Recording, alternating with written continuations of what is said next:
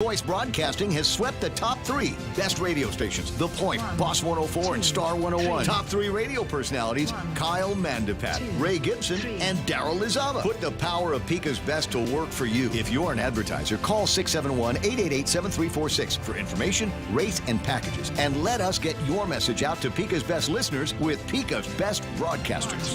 And thanks for listening to Pika's Best. Come try Guam's original Chamorro restaurant with Pika's Best 5 years running. Mezcla Chamorro Fusion Bistro. Experience Chef Peter's candied salmon over scallion coconut rice, octopus to naktak, Chamorro platter, and their award-winning gourmet hamburgers. Or if you're looking for something healthy, try their keto-friendly menu. Come and enjoy Mezcla's half-a-day service at their Hagåtña and Grand Plaza Tumon location. Call their Hagåtña location at 479-2652 for reservations.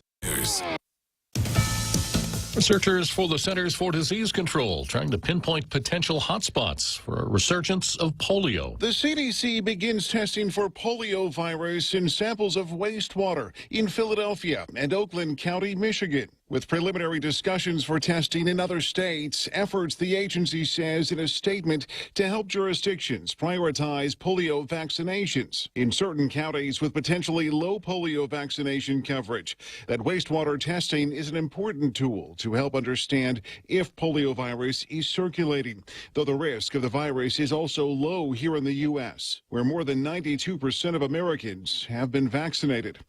Jeff Manasso, Fox News. The Justice Department making a rare intervention to try and bring improvements into the beleaguered water system in Mississippi's capital city, which nearly collapsed in late summer and continues to struggle. The Justice Department filing a proposal to appoint a third-party manager for the Jackson, Mississippi water system. It's an interim step. The goal is to achieve long-term sustainability of the system and the city's compliance with the Safe Water Drinking Act.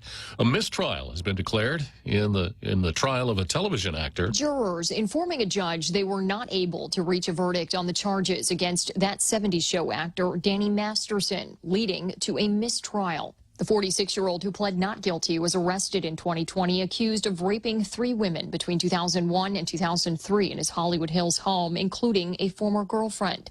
The women, all referred to as Jane Does, are former members of the Church of Scientology, of which Masterson is a member. Prosecutors alleging the church tried to silence the women. The defense arguing prosecutors were more interested in the church than justice and claiming inconsistencies in the accuser's statements. Masterson declined to take the stand in his defense. Kristen Goodwin, Fox News. And I'm Jack Callahan. This is Fox News.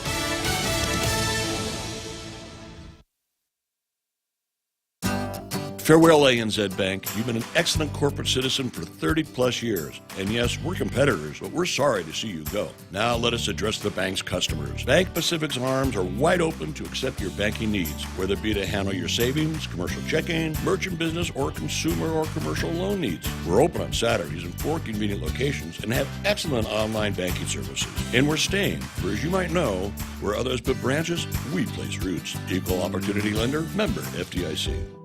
Listen to The Point anytime, anywhere on Odyssey. Odyssey is your new audio home for all the music, news, sports, and podcasts that matter to you. Find your favorite stations like The Point and discover more.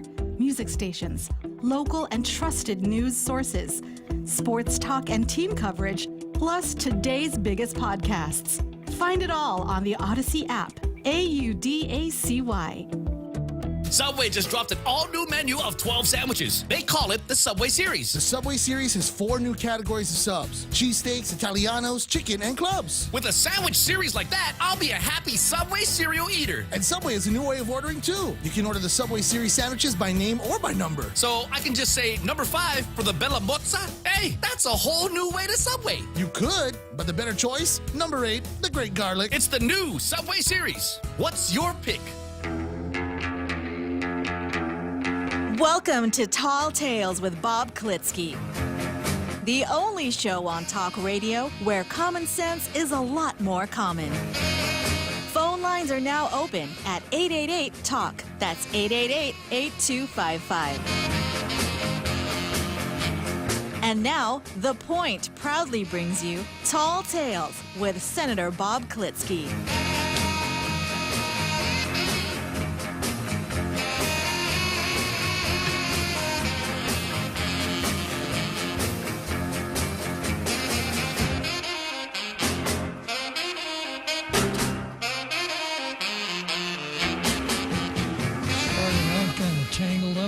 Jose.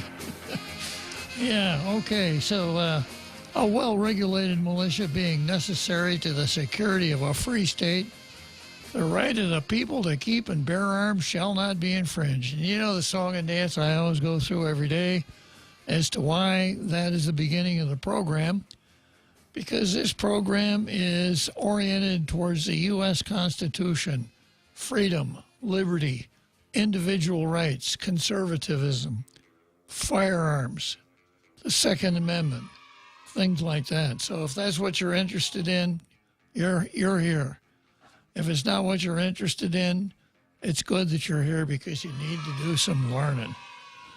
Okay, so let me go from here straight to Zemi Ikutni. Now, today's the first day of the month, so I think I kind of ought to explain things a little bit more today than I ordinarily do, because we may have people that joined us during the last month and haven't quite figured out the intricacies of the cult called tailgaters. Are you a member of a cult? Yes, I am. First question, are you a member of a cult? Second question, are you a tailgater? If your answer to the second question is yes, you don't need to worry about the first question. Not right? at all, not at all. Yeah. Okay, so I start out, once upon a time, both daily papers ran editorials, and they were real editorials instead of kadu editorials, which really amounted to recast news stories, feel-good puff pieces, kumbaya, reduced to writing, etc. I used to do that, and then with my blue pencil in hand, I'd mark them up for various kinds of mistakes. Having done that, I'd compare the two, and the better of the two got the coveted blue star, which, of course, never went by default. It's been a long, long time since I issued a blue star. But, Jose, you may have to call 911. Today may be the day. I don't know if my heart can handle it. Here we go. There's been a disturbing rash of burglaries and break-ins occurring throughout our community, from thieves breaking into homes and burglars breaking into school campuses. These crimes aren't new, but perhaps it's time for our leaders and public safety officials to step up the punishments and consequences for perpetrators who get caught. Over the Thanksgiving holiday, Okado High School officials reported that a break-in occurred and thieves made off with school equipment and hundreds of toys that junior ROT students spent weeks collecting so that they could make generous donations to the Toys for Tots program for disadvantaged kids this Christmas. How low can you get? That's low. How low can you go? Yeah, this is the criminal element's definition of the limbo. How low can you go? And on Tuesday, the Manguillo Mayor's Office reported that the village's mascot, a giant 80-pound fiberglass chili, as you were, donate replica, was stolen. How or why something this large could be taken raises serious questions about the effectiveness of our crime prevention efforts. That's not a quiet street. No. How did that happen? Yeah, it's a relatively main highway. Manguillos, as you were, these two recent reports don't even come close to scratching the surface of the volumes of cases involving stolen property, as lists of these break-ins fill our neighborhood watch organization's discussions and village WhatsApp chats. Police invest, as you were, but as residents, businesses, and even mayors make efforts to take their safety and security into their own hands with home security cameras, and neighbors do their best to look out for one another, our leaders must take the next step in exploring more stringent law enforcement strategies to help deter these insidious crimes from happening in the first place. Now, this is some real strong language for the Daily News. Maybe it's time to start involving parents and guardians in the consequences of crimes committed by minors under their charge, increasing fines, incarceration times, and community service requirements. The fact that crime, theft, and home burglaries are not new and occur in every country, island, and city is not an excuse for us to sit back and let the crime rate increase. The deterrence protocols currently in place clearly are not as effective as they need to be. It's time residents and leaders get together to explore new avenues for crime prevention. Okay, Jose, here we go. And today, the coveted Blue Star, for the first time in years, goes to the Pacific Daily News. There it is.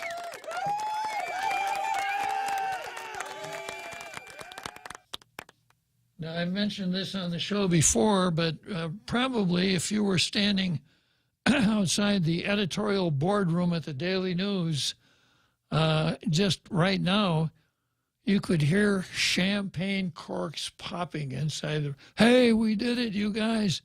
The editorial board high-fiving each other, popping champagne corks, going outside and taking a victory lap around the Pacific Daily News building. Yeah, but boy, I tell you, it was a long time in coming. Now, new listeners, something else that I do in this space, I will read something that isn't exactly an editorial, but kind of fits into that category, and fill in some of the space there. I had one for today, but apparently I didn't bring it along, so I guess I'm not going to be able to do that unless I put it in the wrong file.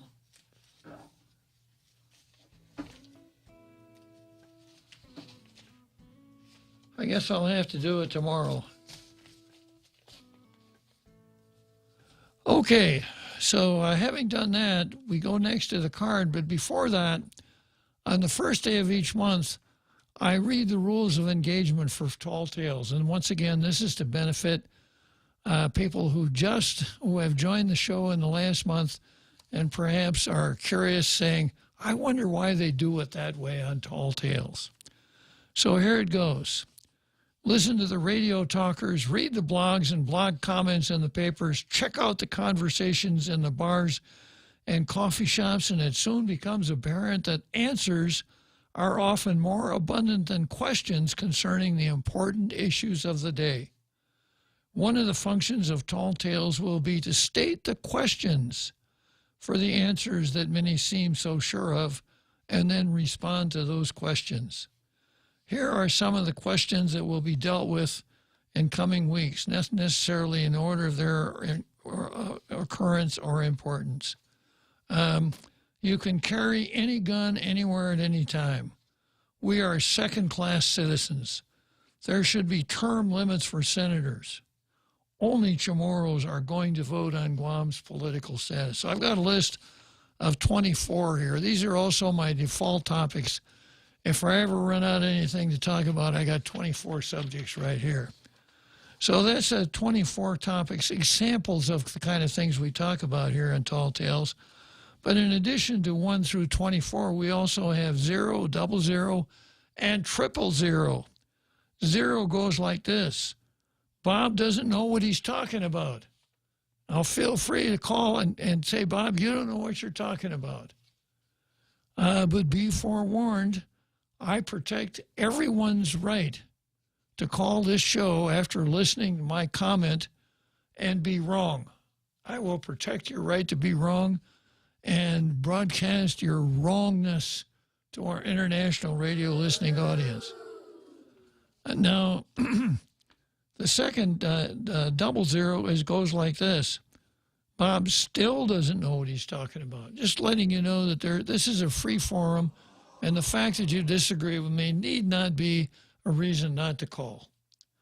And then finally, Bob, you still don't know Jack.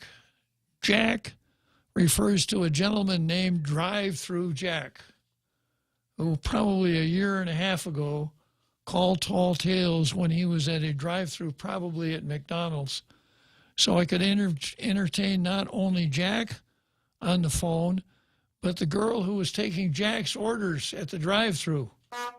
It was one of our better three-way conversations here on Tall Tales. So Jack has from time to time called me and told me that I didn't know what I was talking about. He was even right once upon a time, yeah. You know, but of course, even a broken clock tells the correct time twice a day. I hope you're out there, Jack. I hope I didn't spoil your trip to the drive-thru. Okay, going on with the rules of engagement. The list is not to suggest that there aren't plenty of other interesting questions or answers to take up every day. There are, and they can be addressed.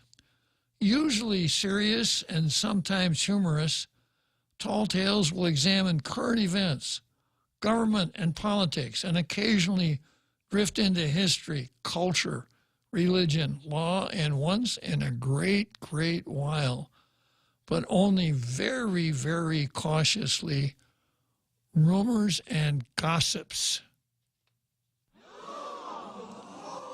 Tall Tales is structured, it can often entertain whatever callers want to discuss. Tall Tales is an issue-driven, fact-oriented, interactive talk show that invites audience participation.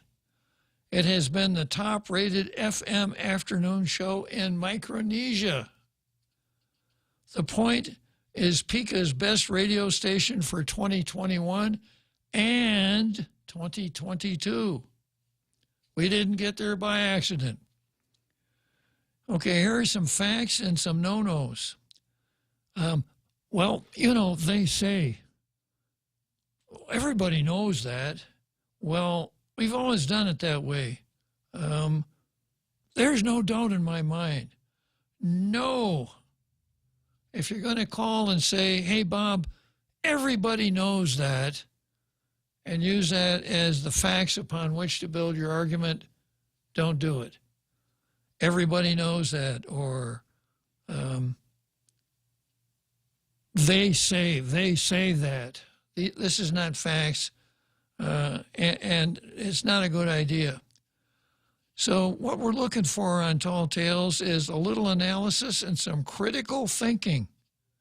Critical thinking thrives on Tall Tales. Don't look for an abundance of common sense on Tall Tales.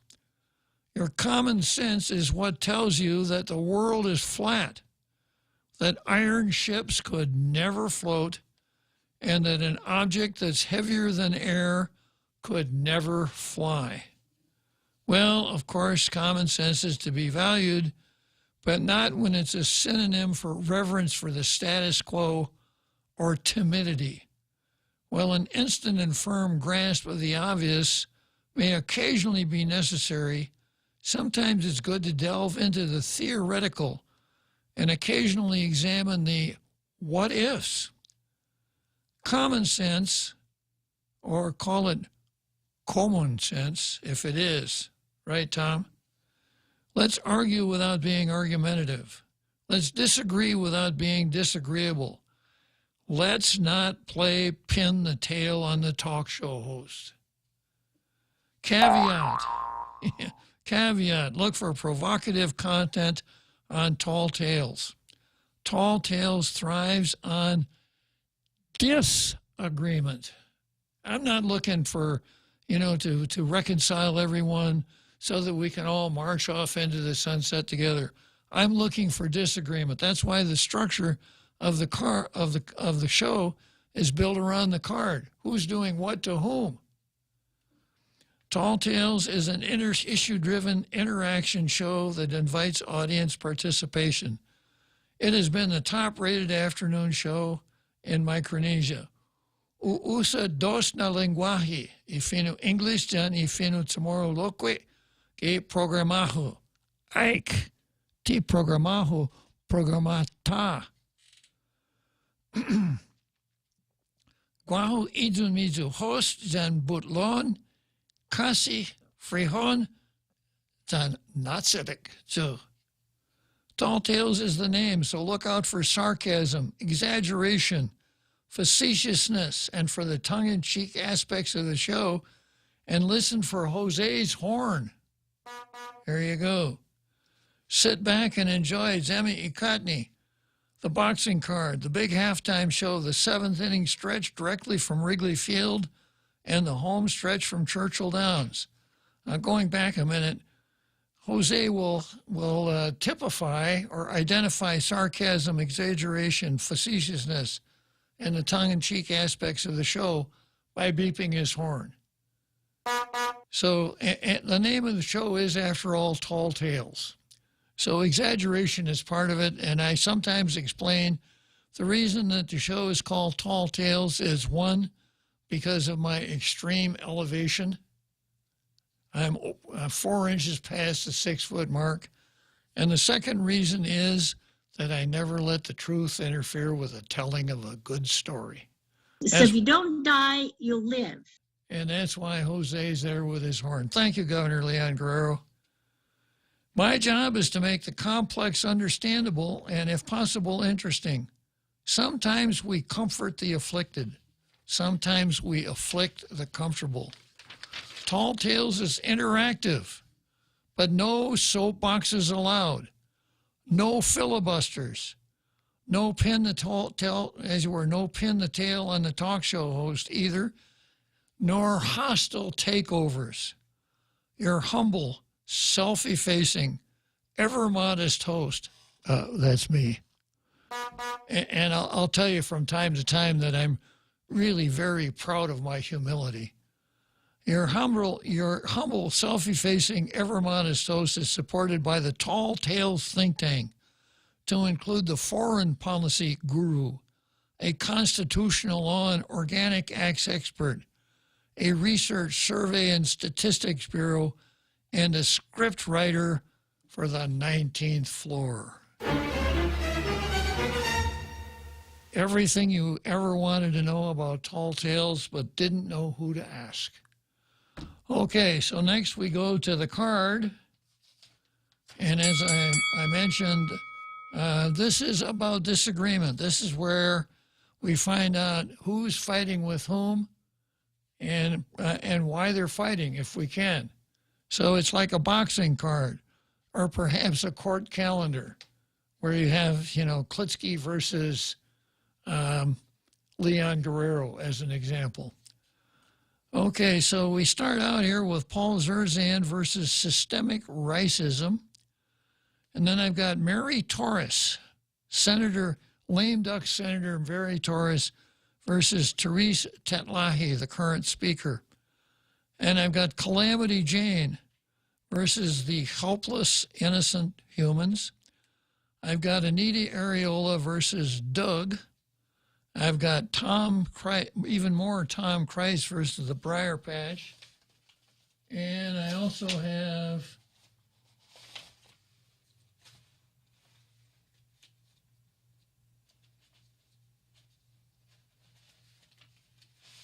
another one here too.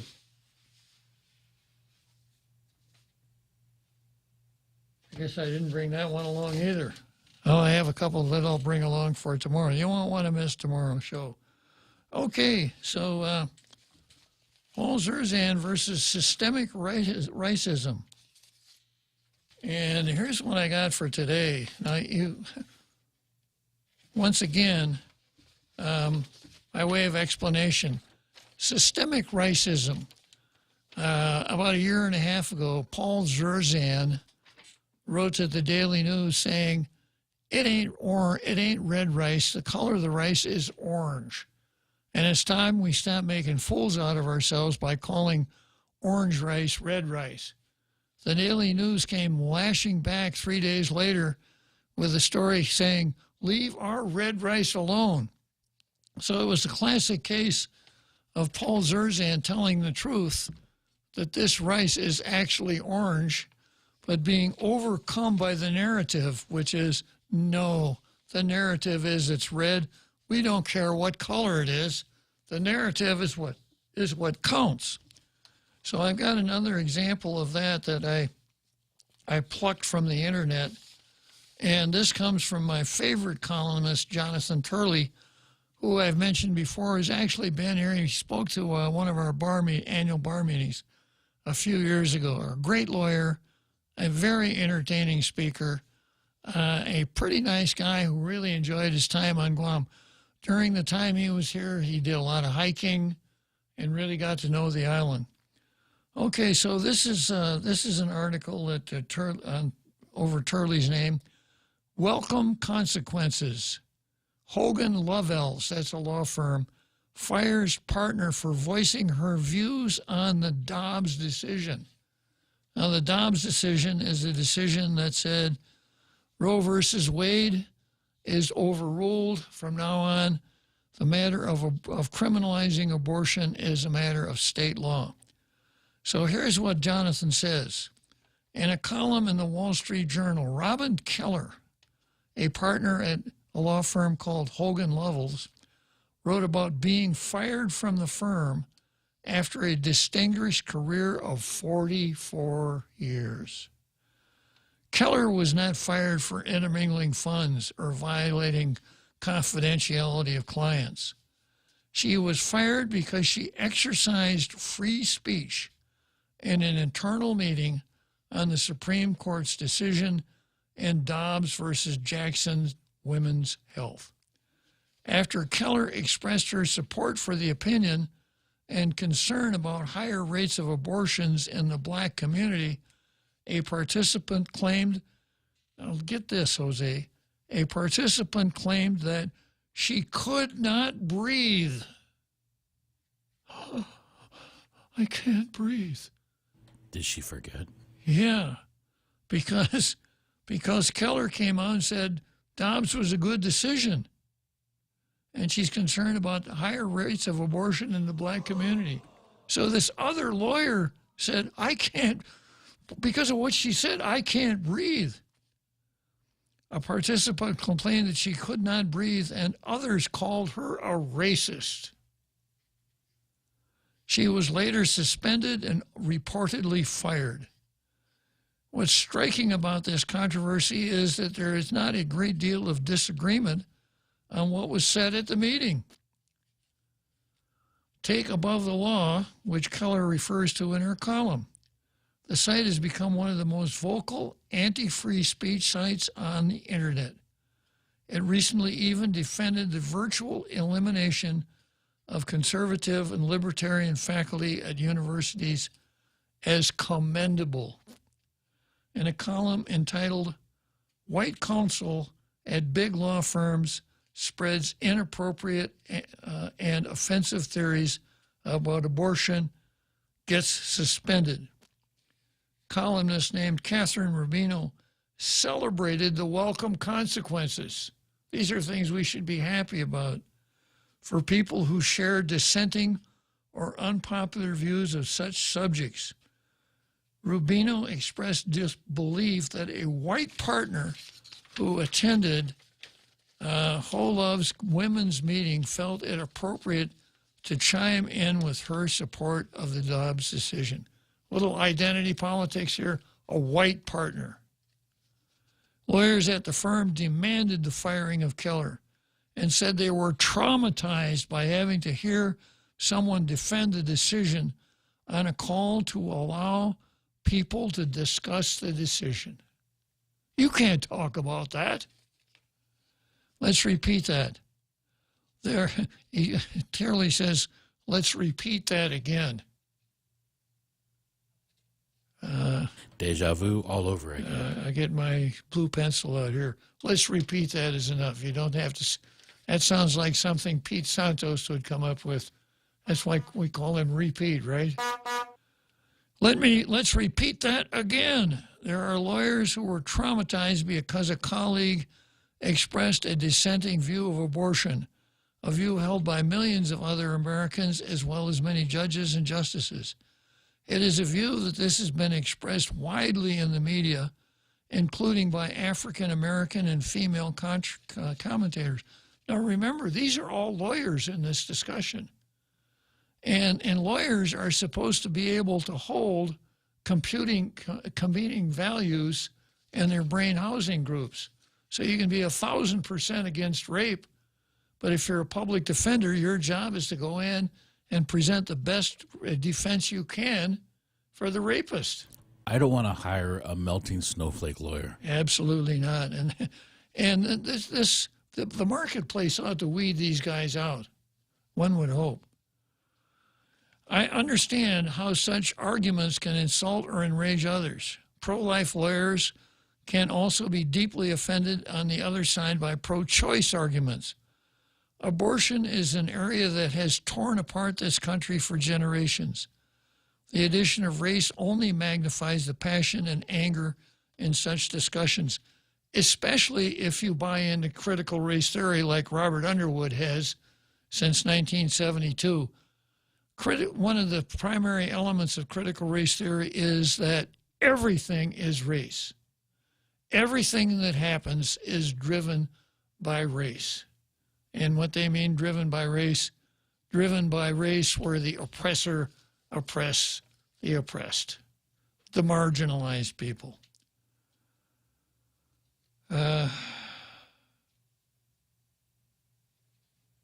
Yet, rather than engage Keller on why they believe she is wrong, these lawyers asked her to leave the call and then push for her to be fired for expressing her views.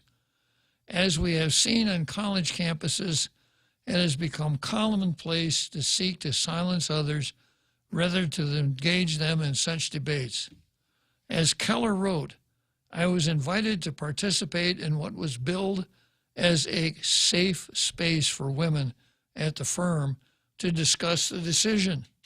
It might have been a safe place for some, but it wasn't for me. Now, of course, safe place has now become a term of art. A term of art means you've got two words, the meaning of each one you know, but when you put them together, they have a totally different meaning. So safe place has now come to mean a place where people, the oppressed, can gather and not have to listen to things that don't fit into the CRT narrative. It's not. It's actually a place that I think President Christ wants to run. Exactly. Yeah.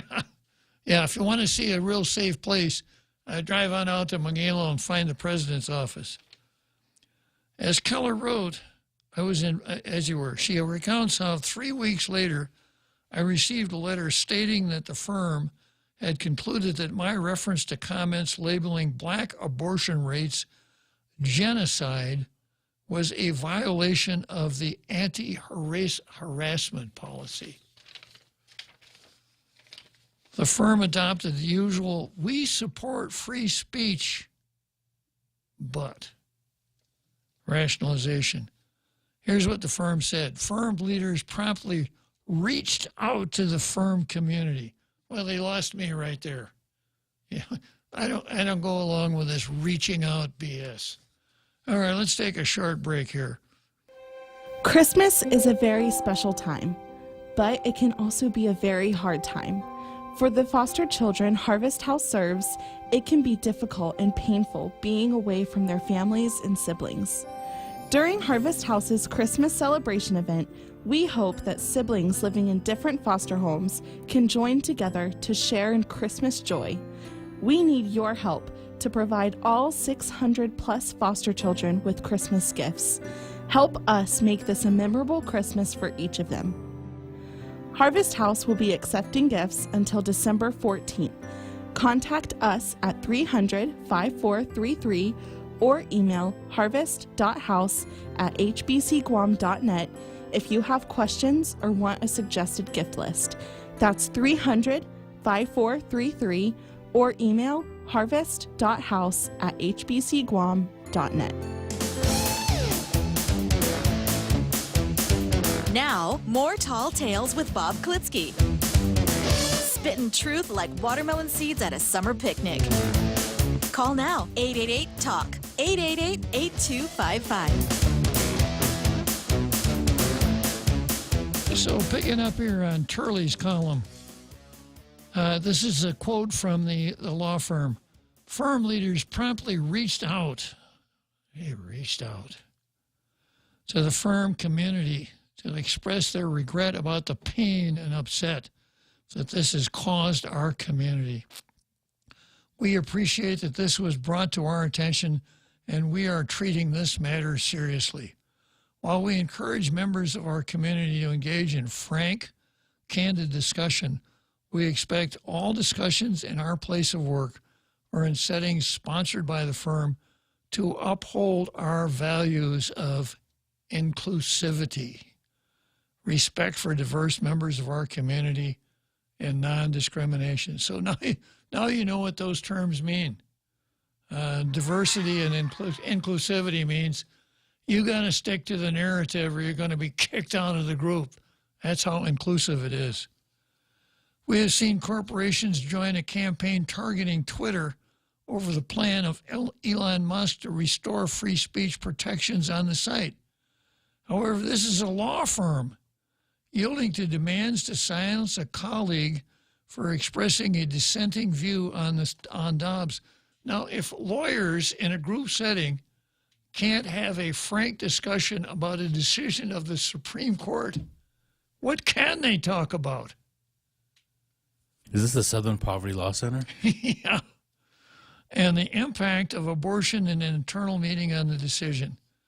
To state opposing views in a forum on the case is now considered harmful and harassing and a basis for termination.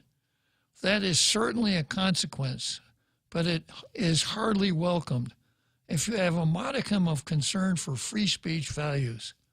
Private firms and companies are obviously given a wider leeway in the limitation of free speech rights.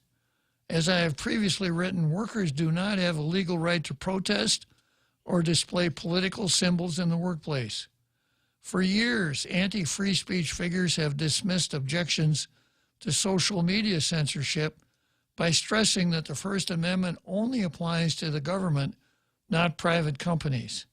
The distinction was always a dishonest effort to evade the implications of speech controls, whether implemented by the government or corporations. The First Amendment was never the exclusive definition of free speech.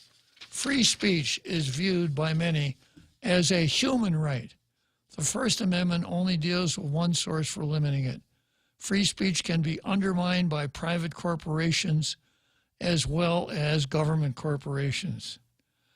And he goes on to say that he wrote an article for the Harvard Journal on Public Law and Policy called Harm and Hegemony, the Decline of Free Speech in the United States.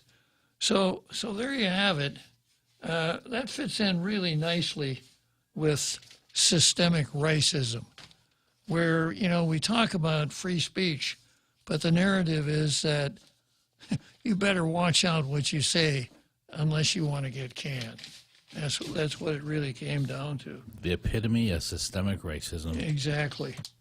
And this is frightening because, every day we run across example after example. And the newspapers and the TV don't do it. They don't do it blatantly here. They do it by changing the vocabulary that they use, like I explained so many times about pre-condemnation owners and the use of the word ancestral landowners and some of the other bunk that you find in the media cartel here on the island. A couple of months ago, I mentioned that the first-year law school at Yale harassed a speaker coming to talk to them about free speech to the point that she had to leave and they had to call the cops. Now, when a first-year law school class starts acting like that, when a blue-ribbon law firm fires people because she wants to discuss the Supreme Court's decision in a firm meeting, this is really, really serious. And we've all got to be on guard against it. And I'm going to ask every one of you to pitch in here. Starting out, of course, by listening to Tall Tales, which I submit is the voice of free speech here on the island. Choice Broadcasting, Ray and I are the voice of free speech here on the island. And if you have an overpowering desire to buy a T-shirt and promote the show to your friends, that's why I bought those T-shirts. That's why I got the T-shirts. So you can promote the show to your friends ask some of the businesses that you deal with, hey, how come you're not sponsoring Tall Tales? Because, you know, the ideology that we have here is free speech, freedom, liberty, etc. None of this far left cancel culture bunk. And I'd certainly appreciate whatever support you could give us in that respect. Okay, let's go next to the card. Or did I do the card already? I did the card already. Okay, let's start out with Mary Torres versus Therese Titlahi.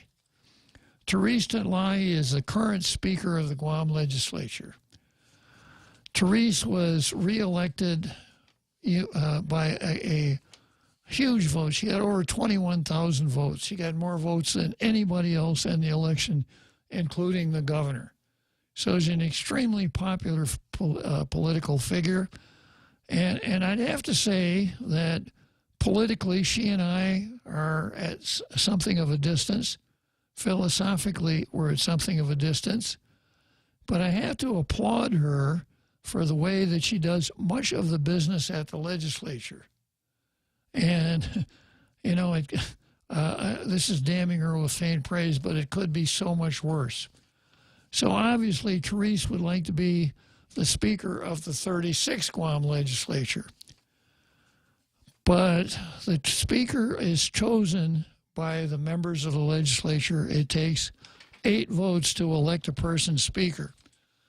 And the behind-the-scenes look at this, the way it works.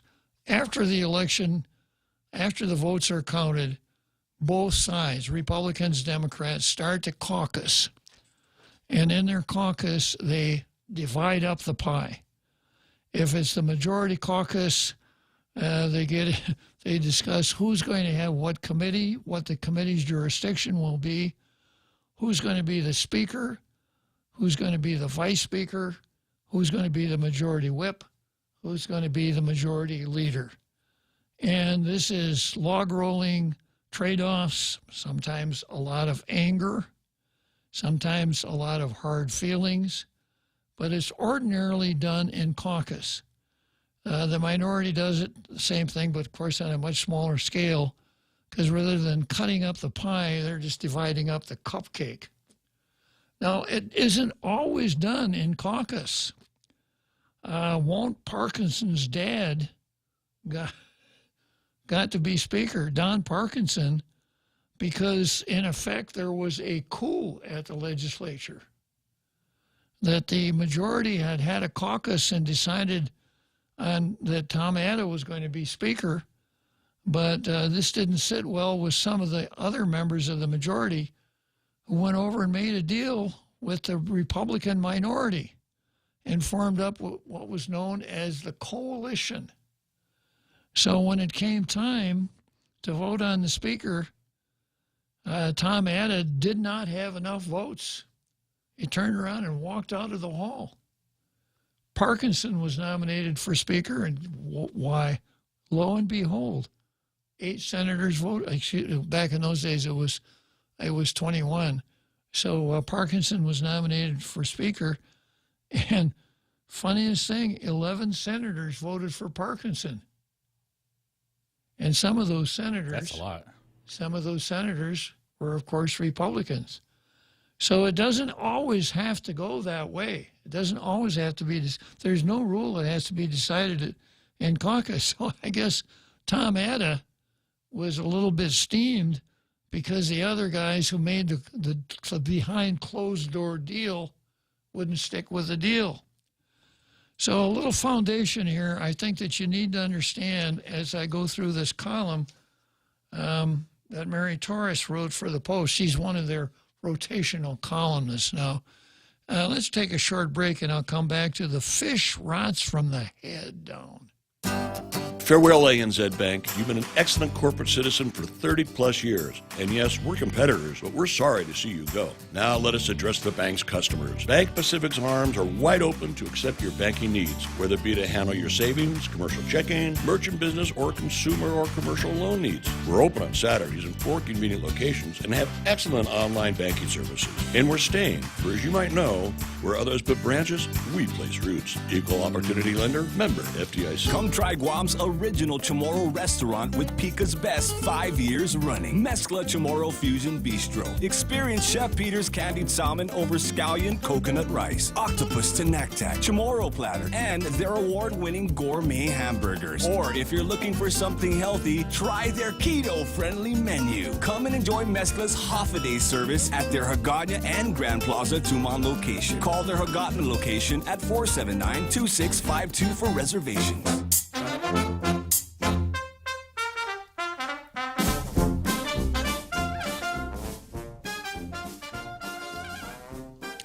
Yeah, so here I am, Mary Torres versus Therese Tetlahi, and Mary Torres' column in the Post entitled, "A Fish Rots from the Head Down."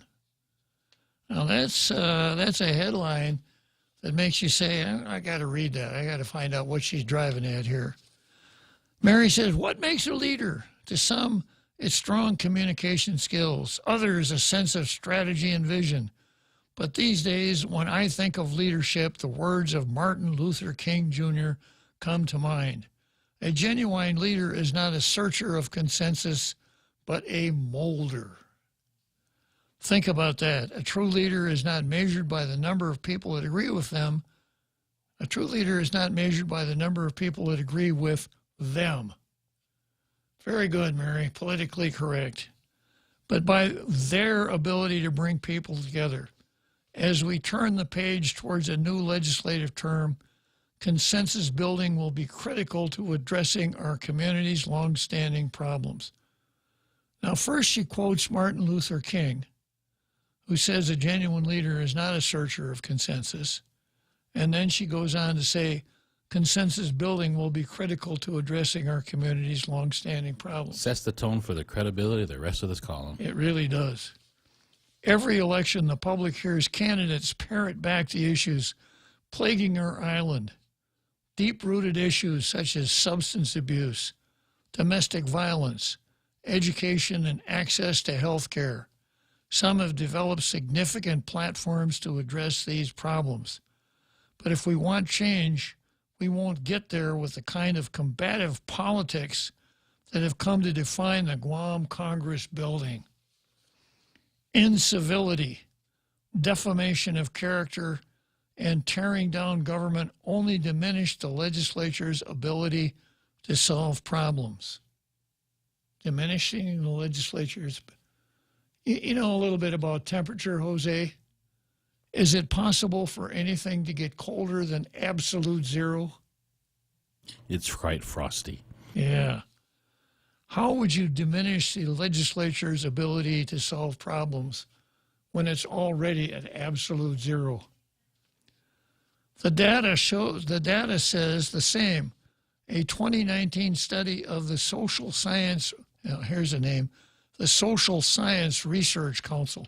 Wow, I wonder if they put out a magazine. I want to subscribe to it. Found that members of Congress are no more legislatively effective or successful when they use language that involves name-calling, insults, or any communication that violates long-standing congressional norms of tone in discourse. Put simply, leading with civility isn't about feeling good. It's essential for producing policy outcomes. If landmark legislation is the goal, then good behavior should be too.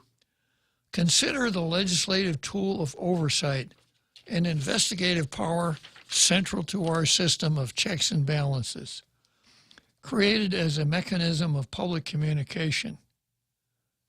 Now, listen to this sentence, Jose.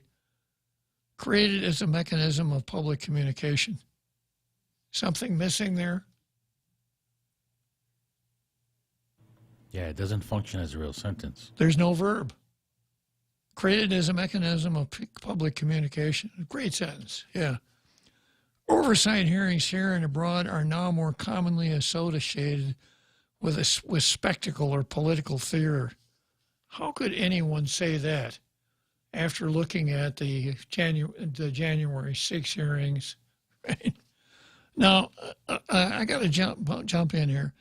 The reason that the courts have upheld the extraordinary powers of legislative committees, national, state, territorial, and subpoena powers that go with those committees is that because they enable the legislature to accumulate the factual knowledge they need to do good legislation. It's not to provide checks and balances on the executive, but it certainly has been repurposed to do that. A recent analysis conducted by Fordham Law Review affirmed a cross-partisan view of oversight is, quote, about fact-finding, not about performing for an audience, which is correct. As a result, when oversight is done right, it is both civil and consensus building. Here we go again. We're trying to build consensus now. Which one is it? Whatever happened to Martin Luther King? There is no way to escape it. From office meetings to committee hearings to session floor debate, the duties of lawmakers are deeply intertwined with building consensus. I got to go back and read that first paragraph. These days, when I think of leadership, the words of Martin Luther King come to mind. Quote, a genuine leader is not a searcher of consensus, but a molder. Okay, I hate to be brash here, but in the spirit of Martin Luther King, she assassinated him early on. He no longer exists in our column. Yeah, that's right.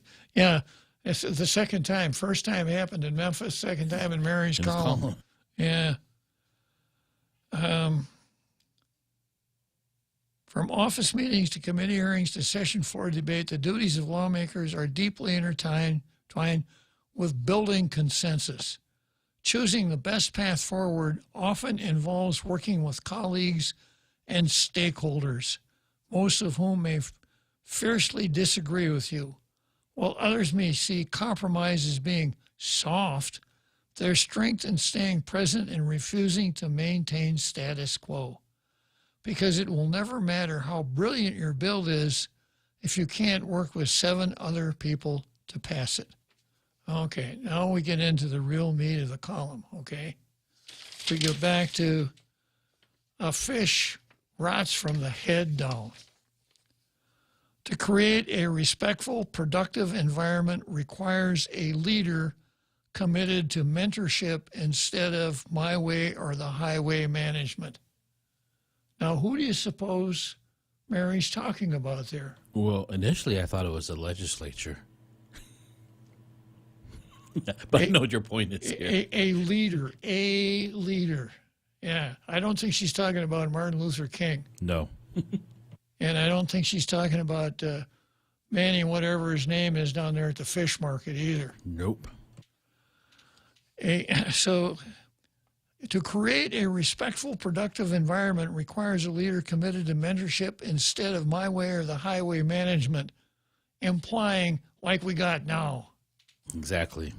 A leader who reaches across the aisle to get work done rather than lecture in the limelight. A leader who passes credit when their times are good and assumes blame when they go awry. A leader who works to heal our island, who collaborates to build something better because obstruction is never enough. Now that to me sends a pretty strong message.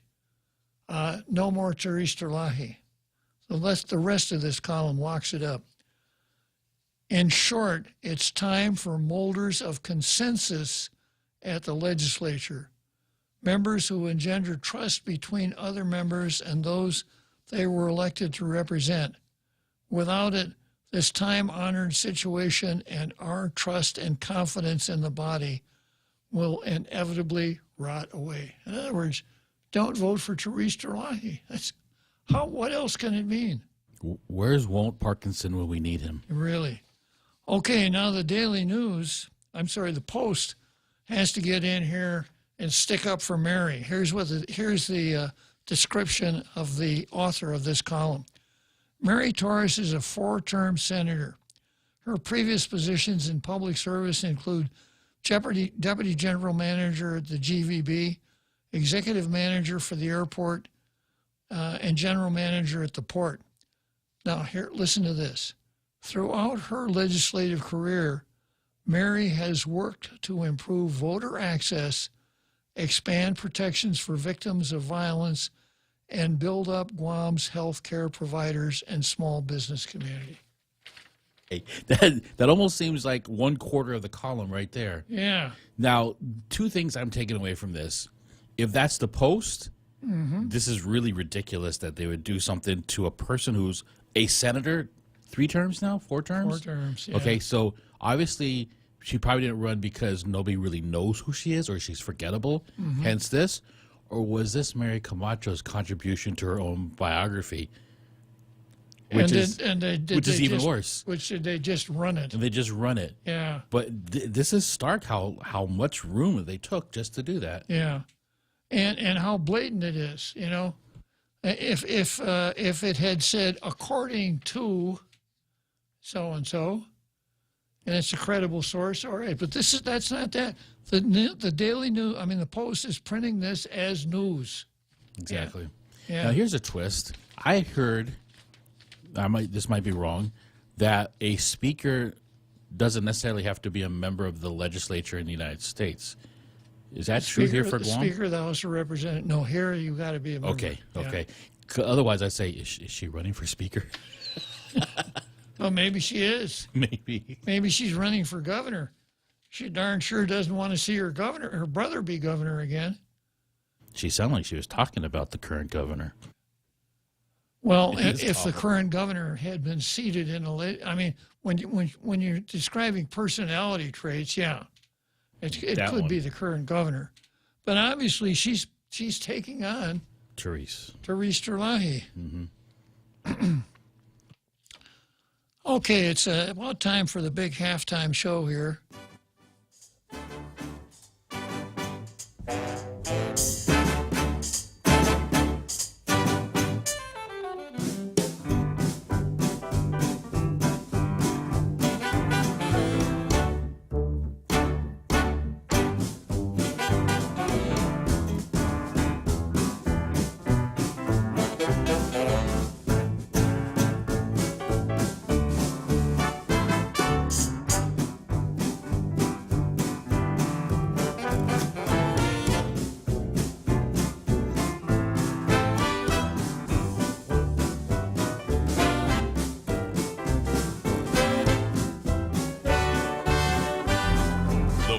Is KUSG, Hagåtña, Guam, 93.3 FM and 104.3 HD3.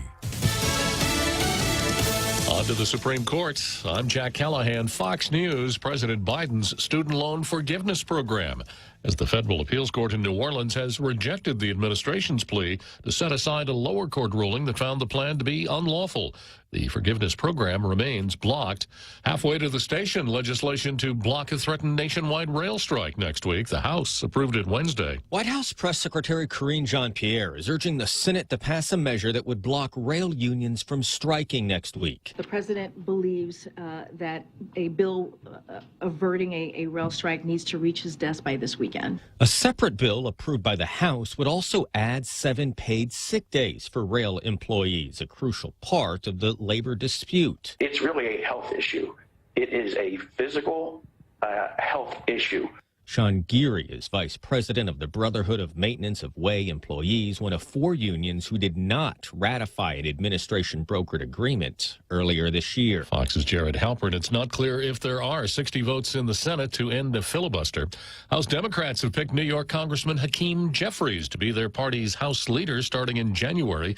White House Press Secretary Karine Jean-Pierre calling it profoundly important history, becoming the first black leader of either party in either chamber of Congress. This is wonderful news for our country and highlights the promise of the American dream for all our people. Congressman Jeffries calls his selection an honor. The University of Idaho remembering their 4 slain students with a candlelight prayer vigil Wednesday evening at the University Stadium. Tell the fun stories. Remember them in the good times and do not let their lives be defined by how they died, but instead remember them for the joy they spread and the fun times they shared while they lived. Dean of Students, Dean Eccles. America is listening to Fox News. Come try Guam's original Chamorro restaurant with Pica's Best 5 years running. Mezcla Chamorro Fusion Bistro. Experience Chef Peter's candied salmon over scallion coconut rice, octopus to naktak, Chamorro platter, and their award-winning gourmet hamburgers. Or if you're looking for something healthy, try their keto-friendly menu. Come and enjoy Mezcla's half-a-day service at their Hagåtña and Grand Plaza Tuman location. Call their Hagåtña location at 479-2652 for reservations. Joyce Broadcasting introduces their unbeatable lineup of morning show. Hands down winners of Guam's morning radio battle. Daryl Lizama grooves his way through Boss 104 playing Guam's favorite classic hits. Morning mouth Ray Gibson shakes the cage on 93.3 The Point. And now, we are proud to announce the Morning Blender with Kyle Mandapat, mixing it up at sunrise on Star 101. If you're an advertiser trying to reach the most valuable ears, we've got the shows that listeners have been tuning into for decades. One call gets all 3. 671-888-7346. That's 888-REIO. A new study finds Americans' perception of the U.S. military is in decline. This year, for the 10th annual Reagan National Defense Forum, a new national defense survey, the 5th of its kind, outlines an alarming trend. The perception that the military, as overly politicized, is contributing to a sharp decline in trust. 5 years ago, 70% said they had a great deal of trust and confidence in the military. Now, 48% agree, down 22 points since 2018. Only 13% of respondents aged 18 to 29 say they are extremely or very willing to join the military, while 26% are not willing to serve at all. The perception of Russia as an enemy reached a survey high of 82%, up from 65% last year, and more view Ukraine as an ally, 76%, up from 49% a year ago. Fox's Jennifer Griffin at the Pentagon. A federal lawsuit accuses Yale University of discriminating against students with mental health disabilities, including pressuring some to withdraw and then placing unreasonable burdens on them for reinstatement. City of Minneapolis has settled a lawsuit filed by some of the people who demonstrated after George Floyd's death. 12 protesters will split a $600,000 settlement following their treatment by Minneapolis police during the unrest following the 2020 murder of George Floyd. The American Civil Liberties Union made that announcement Wednesday. The city also agreed to curb police responses to lawful protests, including the use of pepper spray and non-lethal projectiles. While there was some looting and fires said during the days-long 2020 demonstrations, Minneapolis forces came under criticism for their response. Tom Graham, Fox News. The National Weather Service says it was warm temperatures in Texas and Louisiana mixing with colder air that fired off those tornadoes Tuesday night and Wednesday morning that killed 2 people in Alabama. I'm Jack Callahan. This is Fox News.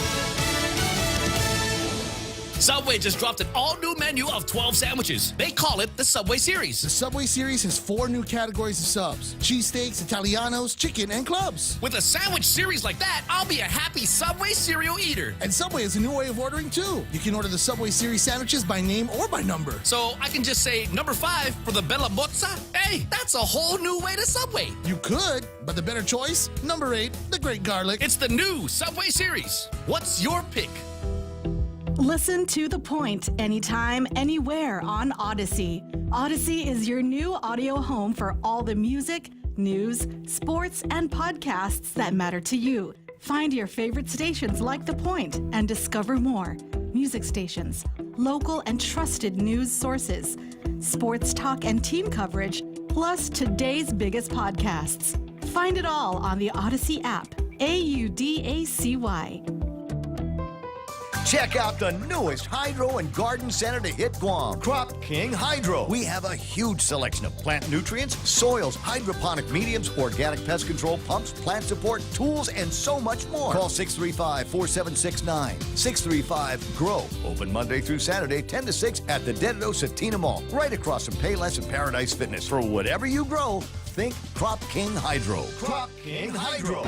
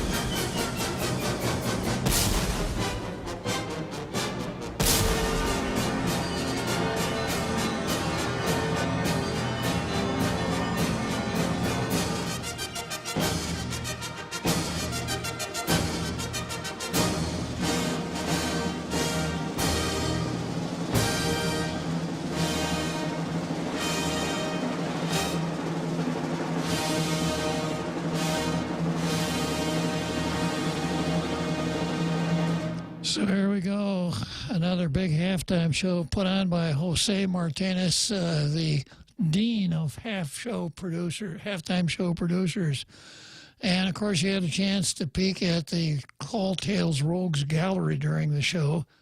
I'm going to ask Jose to explain again how you too can see your own face in the Tall Tales Rogues Gallery. For those listening on air, you can point your computer to www.point.gu. Go to the website, our official website for this radio station. Go to the link or the picture with the T-shirt and the beard, and it'll point you to the link. And that link actually goes to a local company called Craft Mind Company.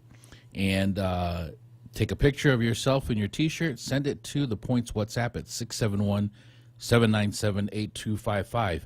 Concurrently, if you go to the Facebook stream or the YouTube live stream, there is a link directly to the site where you can order your I'm a Tailgater T-shirt. Good advice, Jose. So, and remember, it's only, 25 more days until Christmas. So think of how happy people will be when they open that package that's been under the tree for a week or so and find a Tailgater T-shirt there. Wow. A gift that shows you really care. Yeah, talk about a Merry Christmas. Okay, so next on the card is Calamity Jane. So I got somebody calling in here probably wanting to tell me how much he likes. It's repeat. Or is it repeat again? Yeah, what does repeat want to talk about?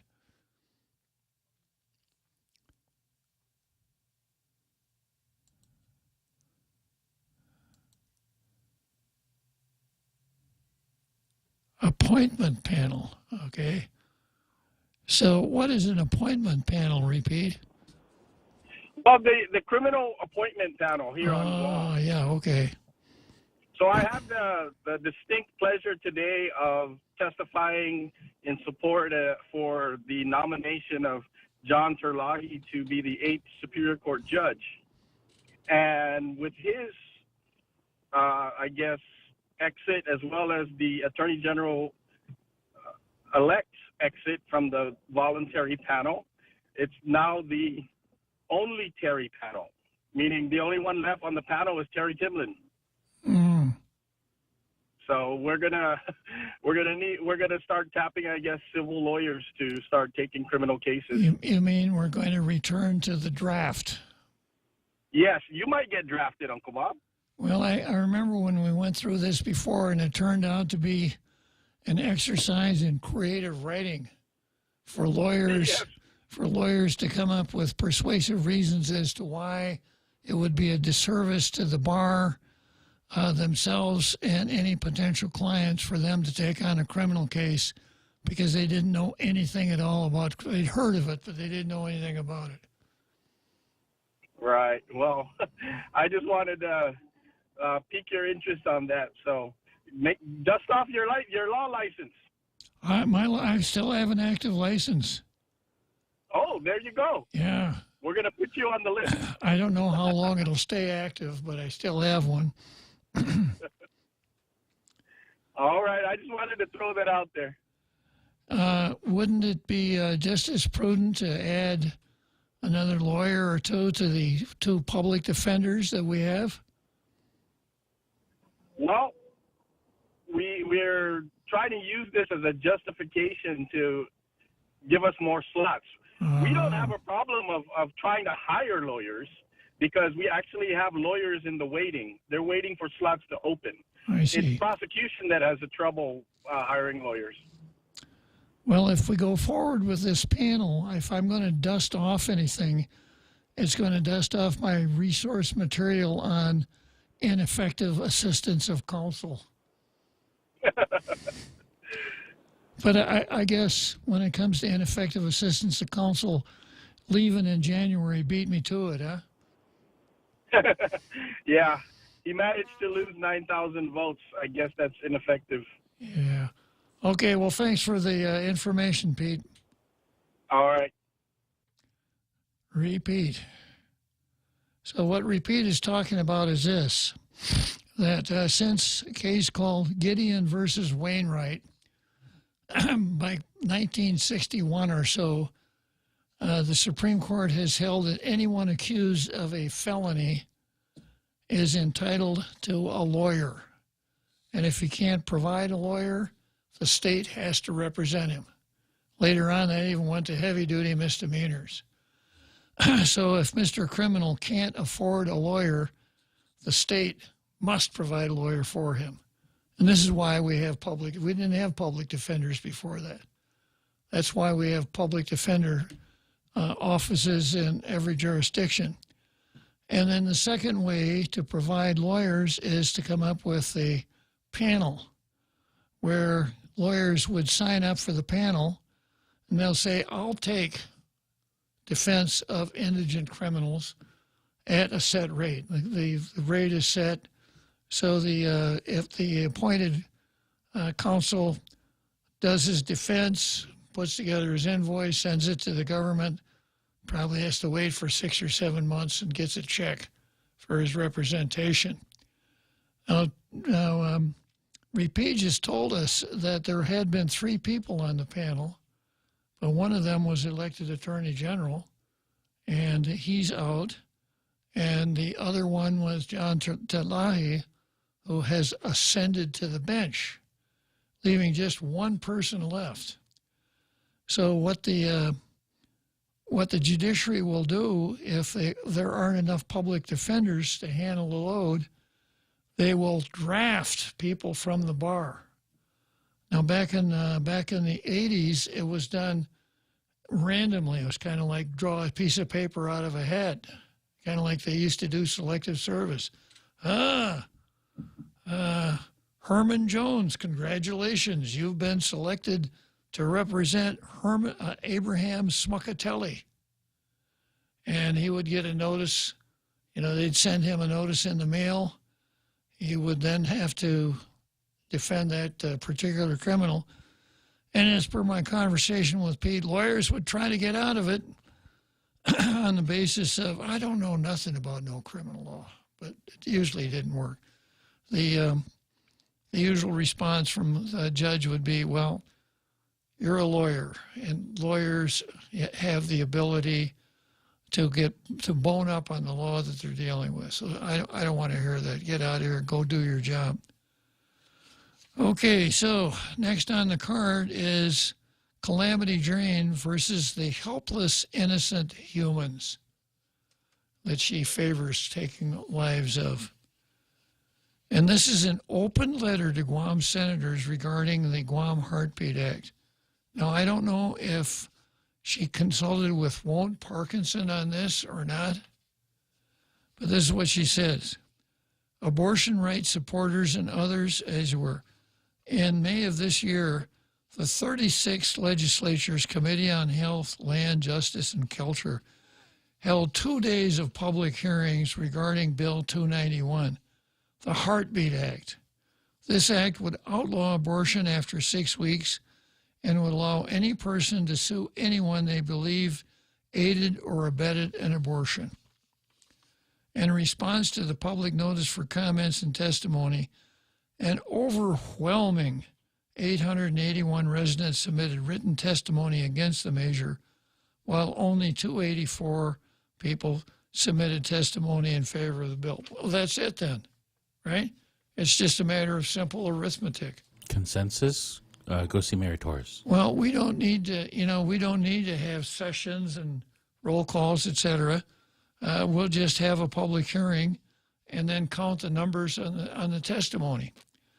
But the dirty little secret here is this, that 6 anti-abortion people sat down and went through all of that testimony, all of that written testimony, and many of them came from off island, and many of them were fill-in-the-blank pro forma. Astroturfing, yeah. So don't put too much weight on 81 to 284. And then she goes on to say, polling conducted since the hearings. Polling conducted by whom?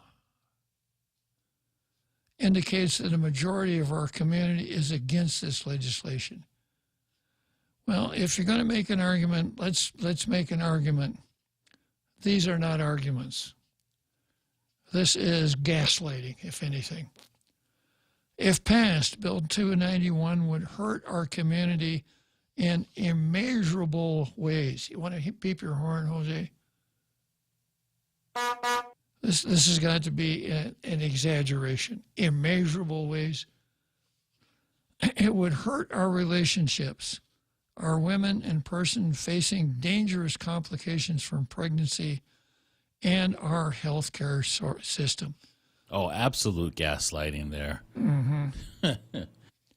Then the subtitle for the next part of the letter is OBGYN shortage, a subject that has nothing to do with the Heartbeat Act. Well, it does have something to do with it, because she's once again hoist with her own petard. Oh, okay. Yeah. Guam suffers from a severe shortage of OBGYN doctors. Major efforts are underway to try and recruit more to come to Guam, but passage of 291 would undercut this efforts because OBGYNs will be afraid of being sued for simply doing their job, said Jane, an OBGYN herself. So Jane really doesn't have much credibility here, because you remember there are 2 OBGYNs from Hawaii, Kaneshiro and Ray Doe, who wanted to practice OBGYN medicine here so badly that they flew out here and were admitted to practice in Guam, even though they live in Hawaii. So this must be a pretty attractive place for OBGYNs to practice, right? Just the twistedness of this whole thing. The real word she should have used is there are no OBGYNs who will do abortions on Guam. Yeah. Because there are plenty of them here already. Yeah. Attorney Vanessa Williams, a Guam People for Choice member, as you were, this is a caption for a picture, but it does remind me of every time I get the chance, I want to remind people of what the real truth is here about abortion. This comes from Anita Williams, a member of the pro-abort group, who says, it's impossible to separate our choice of whether and when to have children from every other choice in our lives. Every other choice. The statement notwithstanding, but attorney Vanessa Williams, because this brings up the whole thing about attorney Anita Areola with the ATT in front. Right. So this is attorney Vanessa Williams, not Anita Vanessa Williams, although they probably would say the same thing concurrently. Really? Yeah. So she has told us that whether and when is no different from every other choice in a woman's life. Should I wash my hair today? Should I go to the movies? It's frightening. You know, I'm going to borrow a page from Calamity's book here. It's that kind of mindset hurts our community in immeasurable ways because it diminishes the role of women. Obviously, it diminishes the whole idea of family, pregnancy, the propagation of the human race, etc. It just says that having children is not important. Every other thing in a woman's life is just as important as having children. I just want to also opine on this. There is a poster that's going around social media on a protest tomorrow in front of the legislature. Oh, yeah. And the unintended message that these pro-abortionists did on this poster, it's really washed in red. And there's words that say, stop the heartbeat, and then underneath this says act. And I'm like, stop the heartbeat indeed. Exactly. They got red fists, and it's amazing how they don't even see the message that they're putting out there. Unless they've drunk Vanessa Williams' Kool-Aid. It's just another decision, you know. Just another one. Yeah, and in fact, an OBGYN will have a coin on their desk so that when a pregnant woman comes in and says, I'm pregnant, and if I'm going to have an abortion, I need to do it pretty quickly, but I'm torn, it's a life living inside of me, and I just don't like the idea of it. On the other hand, it is my choice. Doc, what do you think I should do? And the doctor says, here, flip this.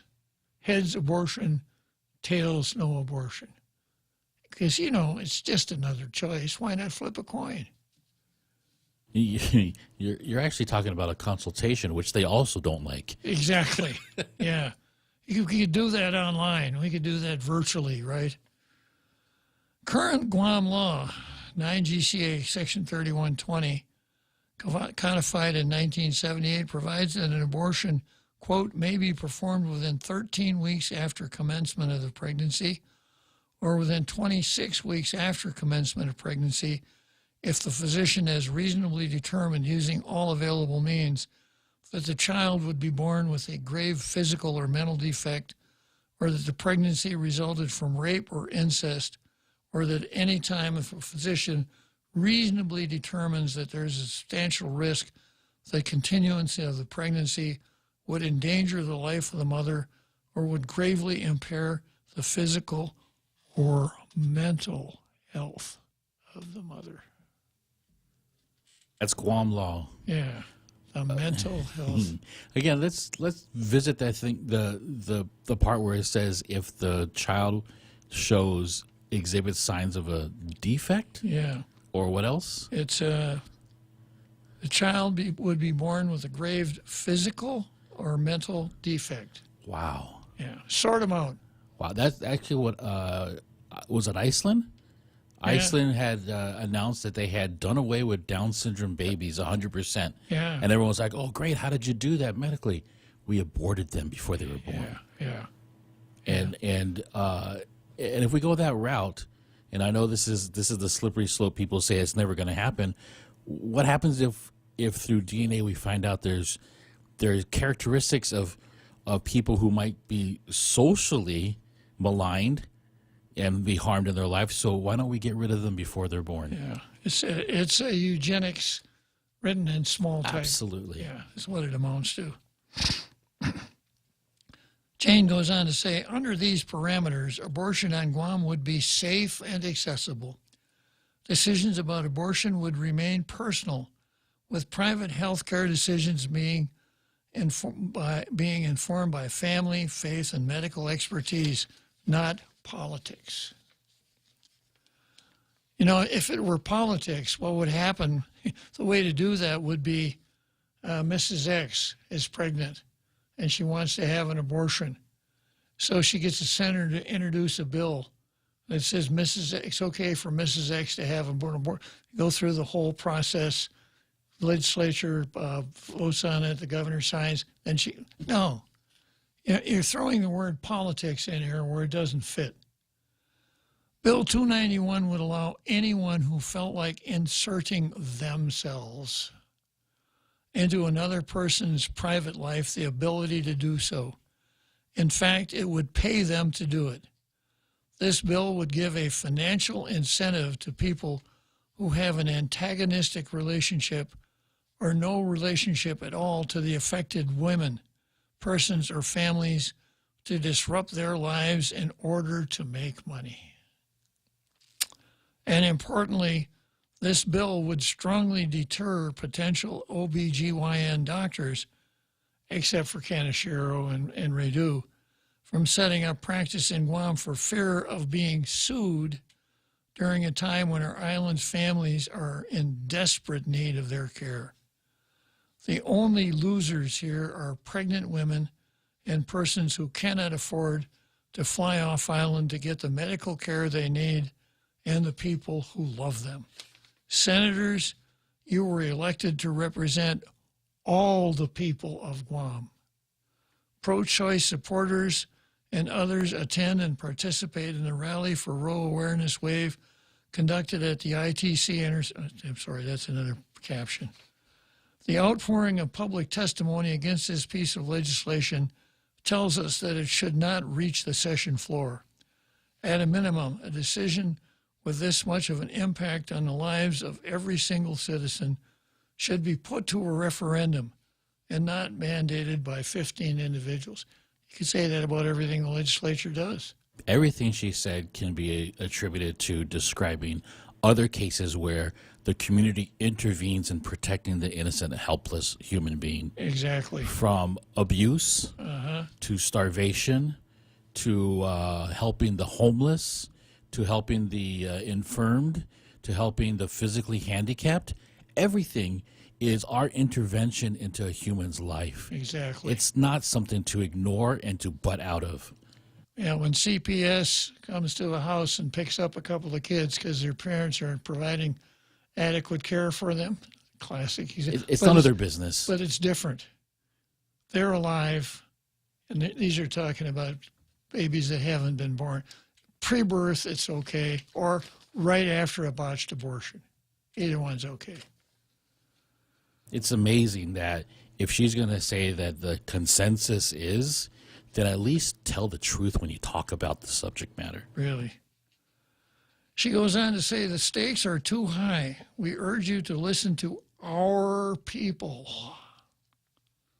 your constituents, and keep Bill 291 out of any remaining legislative session. Calamity Jane strikes again.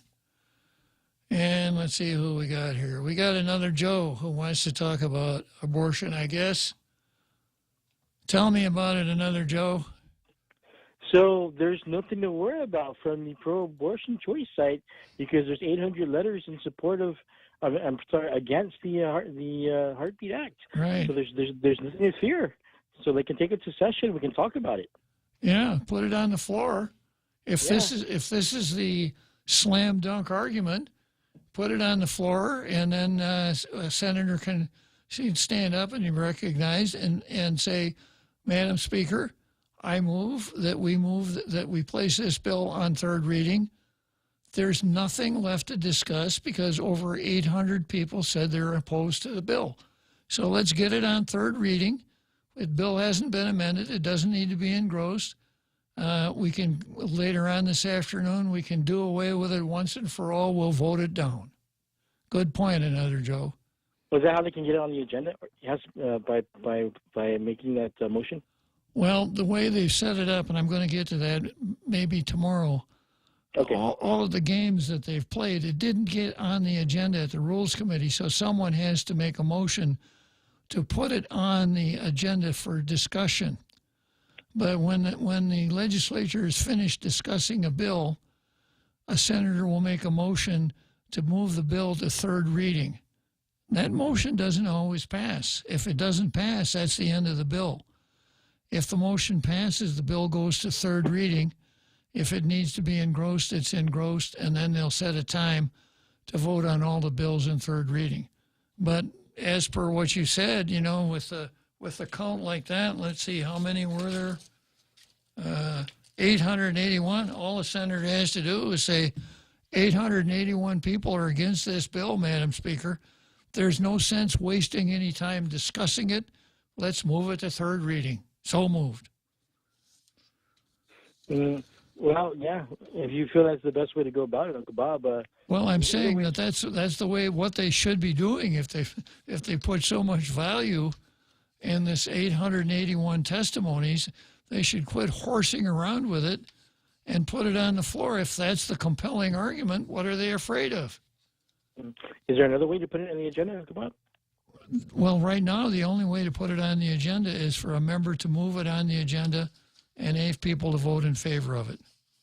Okay, so that's a hint right there from Uncle Bob to one of those senators who sponsor, Selena Nelson, or one of the co-sponsors to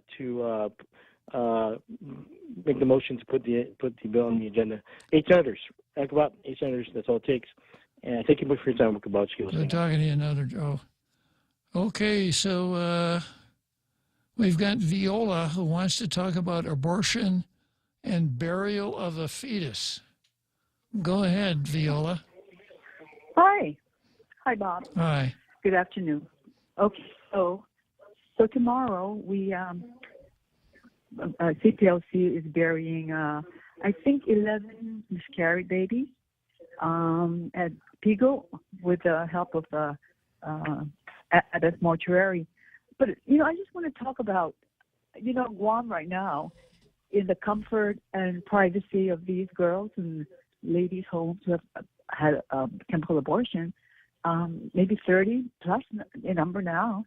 If you look at telemedicine, the preferred way of disposing of these deliberate miscarried babies is, flushing down the toilet. So it's just amazing that, right now, as we speak, with chemical abortion, we're going to bury 11 miscarried babies from Guam Memorial Hospital, but we do have these little brothers and sisters of ours flush down the toilet because telemedicine says, when you feel the expelled baby from pill number 2, just don't look down, flush the baby down. So Guam residents, wake up. Abortion is, and Bob, Mr. Klitzkie, you mentioned in your very short testimony, heartbeat, it's never justified to kill a defenseless creature. So just my little take on this situation in Guam is so sad. It's very sad indeed. When you think about, when you ask someone, when is it okay? When would it be okay to flush a human being down a toilet? Exactly. I looked at. I think it's a radio site for telemedicine, and a very beautiful young, consultant. It was just when baby pill 1 kills the baby, pill 1 kills the baby, pill 2 expels the baby, and they would tell the girl, look, flush it down the toilet, don't look. And so if anyone in Guam is listening to this radio program, this is happening now, and it is horrific, and it is just, it's not going to go away, and I just hope that Guam gets graced by God to realize that we have been killing babies today with chemical abortion. That Dr. Raito and who's the other one from Hawaii? Kaneshiro. But she signed up on all the abortion things that public health has. So yes, we are killing babies in the convenience and in the privacy of bathrooms and dorm rooms or whatever. So sad that we're flushing babies down. But I think we're inviting anyone to come down to the Mass at Pigo for this beautiful, dignified burial, Mass and burial of the 11 miscarriages from G and H. Okay?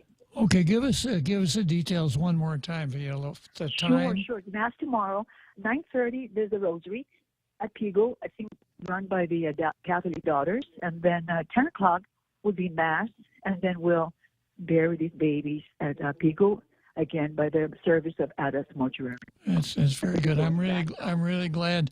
You're very welcome. And I think I saw there's a flyer.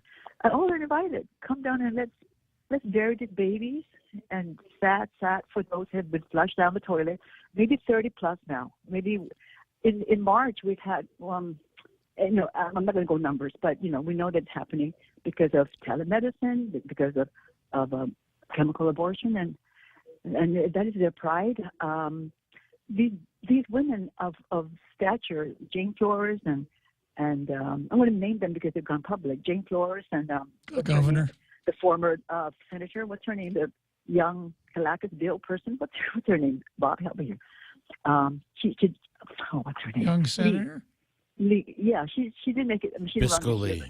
Bisco Lee. Bisco Lee. These ladies and Barry Anderson. She mentioned. They have daughters. They want to protect their daughters' rights. And thinking, mothers, what happened? Aren't you going to fight for your grandchildren? Should your daughter have an unwanted pregnancy? You're not going to fight for it. If you have boys, if your sons want to keep their baby because it was their baby, you say, son, it's not your business. It's the mother's business. It's depraved. It's terrible. And I'm just going to say, abortion kills babies, and it's so sad. And it's the baby has no fight against mother's might. The baby has no fight against mother's might. And I keep praying for change hearts, and Guam really likes the world with no abortion. So it'll be a prayer forever. Well, thank you very much for calling and telling us about Bob. Tomorrow. Okay, Viola. And here's another dimension, Jose. The word human, right? There is a species on planet Earth called the human, Homo sapiens. We're mammals, but we're different from all the other animals. We have self-awareness. We have conscience. We have the ability to think. We have the ability to analyze. We are amazing creatures when you come right down to it. And part of being a human is understanding that, and understanding that other humans exist on this earth also. But what does it say for any human when he thinks it's okay to jump something of the same species as himself, not himself, as herself, to flush it down the toilet? How gross can you get?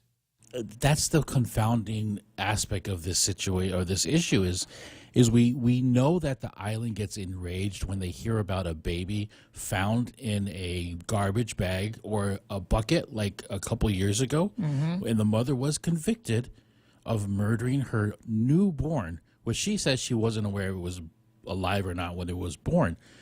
But to flush a fetus down the toilet as if it's just waste. Yeah. What is the difference then? Yeah. Are we not going to acknowledge the feelings? If we're going to talk about the left and their propensity to talk about hurt feelings, why aren't we talking about the hurt feelings of the fetus then? Not giving them a proper safe space as well. The hypocrisy of the abortion issue is just confounding. It really is. To think that, to think that we could take a member of our own species, Homo sapiens, and encourage people, kill this human inside your body, and sit on the toilet, and when this human exits, just flush the toilet. It'll be okay. And to argue for that perspective by misinformation and disinformation is just it's unconscionable. It really is. Okay, looks like you got somebody calling in here. It's probably Calamity Jane, Jose. Let me hang on before I go to the next item on the. It's our Carl. Let's hear what you got to say. Our Carl hung up? That was my bad. Call back. Okay, our Carl, call back. I won't go on to the next item until you call back.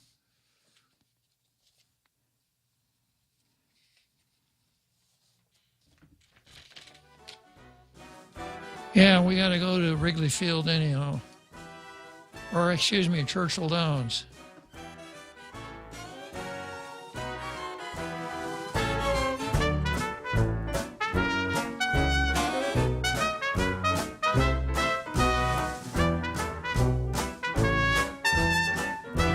3 stations, all 3 morning shows. Thanks to all the listeners for Pika's Best, Choice Broadcasting has swept the top 3 best radio stations. The Point, Boss 104, and Star 101. Top 3 radio personalities, Kyle Mandapat, Ray Gibson, and Daryl Lizava. Put the power of Pika's Best to work for you. If you're an advertiser, call 671-888-7346 for information, rates, and packages. And let us get your message out to Pika's Best listeners with Pika's Best broadcasters. And thanks for listening to Pika's Best. Christmas is a very special time, but it can also be a very hard time. For the foster children Harvest House serves, it can be difficult and painful being away from their families and siblings. During Harvest House's Christmas celebration event, we hope that siblings living in different foster homes can join together to share in Christmas joy. We need your help to provide all 600 plus foster children with Christmas gifts. Help us make this a memorable Christmas for each of them. Harvest House will be accepting gifts until December 14th. Contact us at 300-5433 or email harvest.house@hbcguam.net if you have questions or want a suggested gift list. That's 300-5433 or email harvest.house@hbcguam.net.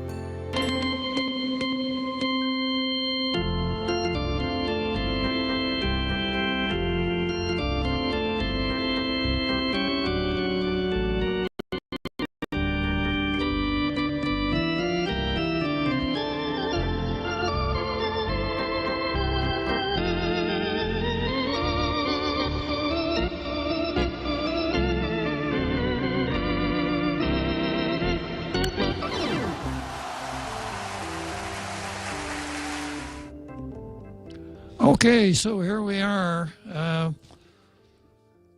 Churchill Downs, 6 furlongs more, and I'll cross the finish line for another exciting, elucidating episode of Tall Tales. But sometimes the best occurs near the very end of the show, and I'm very happy to announce that waiting in the green room right now, probably in a very heavy-duty disguise, because he probably just came in from one of his secret missions. The most dangerous man in the room, R. Carl. Tell us about it, R. Carl. Good afternoon. What's good about it? What's good about it, R. Carl? Well, Tall Tales is on. Yeah, that's every day. Yes, that's one of the best parts of the day. Yeah, I just wanted to chime in about why there's this this seeming hatred or anti-human movement. And there's a really surprisingly excellent documentary put out by the leftist Michael Moore. And I was pretty shocked because it was really, he got it right on. He unmasked a lot of the scam that is the New Green Deal and this... Are you talking about Planet of the People? Exact, Planet of the Humans. Yeah, I saw it. The full video is available on YouTube. Anyone that hasn't seen it, I highly recommend watching it. It is surprising that he exposed what he did. But you got to watch it all the way to the end. Yeah, I know. That's what I was going to mention. And you'll see that it's very cleverly developed propaganda. Yes. Yeah, toward the end, unfortunately, he kind of spoils his It doesn't spoil it, Carl. That's where he was going from the get-go. Yeah. Yeah, he basically he unmasked the New Green Deal and this environmental industrial complex, hugely profitable, as a scam, a gigantic money-making scam. But then toward the end, he comes out with his take that humans are basically a virus on the face of the earth, and for the sake of Mother Earth and going back to nature, that people need to die, and as many people as possible need to be eliminated because we're basically a virus on the face of the earth.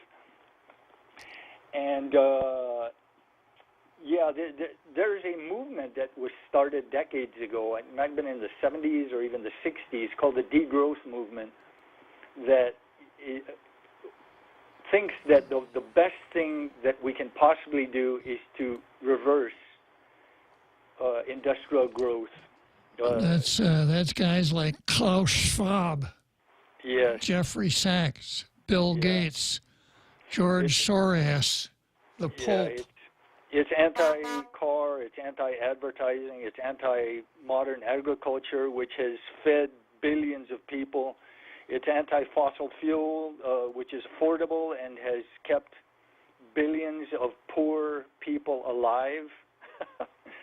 But they are anti-capitalists at their heart, and they want to destroy the capitalist system. And as much as they've transferred from the economic system that Marx had, the based on economic differences with people, how much money they have, and transferred to this cultural Marxism. The end game is still the same. It's destruction of capitalism. It's destruction of the existing society, and rebuilding utopia from the rubble. So it really hasn't changed. Just the means have changed, but the end game is still the same. Did you want to talk about Calamity Jane's column, Most Dangerous Man in the Room? Well, I just wanted to chime in as to what is the motivating force behind this hatred of people and seemingly want to kill as many people as possible. It's, so the Jane Floreses and Vanessa Williams of the world, I don't think you can ascribe to them membership in that group. However, going back to the way the term we used to use during the days of the Iron Curtain, they're fellow travelers. Exactly. Yes, they have slightly different takes on the how to get to the end game, but they're headed in the same direction toward this utopian vision of a social justice world. And the thing to bear in mind is that every single Marxist socialist society that has been created and killed over 140 million people in the 20th century was built on a foundation of social justice, every single one. And all it did was result in the enslavement of over 2 billion people and the mass theft of trillions of dollars of private property. And we're unfortunately still headed, some of us are still headed in that direction. It's really tragic, but that's true, fellow travelers. Yeah. Well, thanks a lot for calling up and chiming in, Carl. It's always a pleasure to hear from you. Oh, it's always a pleasure to listen to you and Jose and your callers. Always enjoy it. Okay. So let's see. I've got a big one on the card here. Anita Areola versus Doug, and I've got a little one here. It's more Tom Cruise. Churchill Downs. So I think we'll head to Churchill Downs, and then we'll come back to Tom Cruise, to Tom Kreis. Come try Guam's original Chamorro restaurant with Pica's Best 5 years running. Mezcla Chamorro Fusion Bistro. Experience Chef Peter's candied salmon over scallion coconut rice, octopus to naktak, Chamorro platter, and their award-winning gourmet hamburgers. Or if you're looking for something healthy, try their keto-friendly menu. Come and enjoy Mezcla's half-a-day service at their Hagåtña and Grand Plaza Tuman location. Call their Hagåtña location at 479-2652 for reservations. Farewell, ANZ Bank. You've been an excellent corporate citizen for 30-plus years. And yes, we're competitors, but we're sorry to see you go. Now let us address the bank's customers. Bank Pacific's arms are wide open to accept your banking needs, whether it be to handle your savings, commercial checking, merchant business, or consumer or commercial loan needs. We're open on Saturdays in 4 convenient locations and have excellent online banking services. And we're staying, for as you might know, where others put branches, we place roots. Equal Opportunity Lender, member FDIC.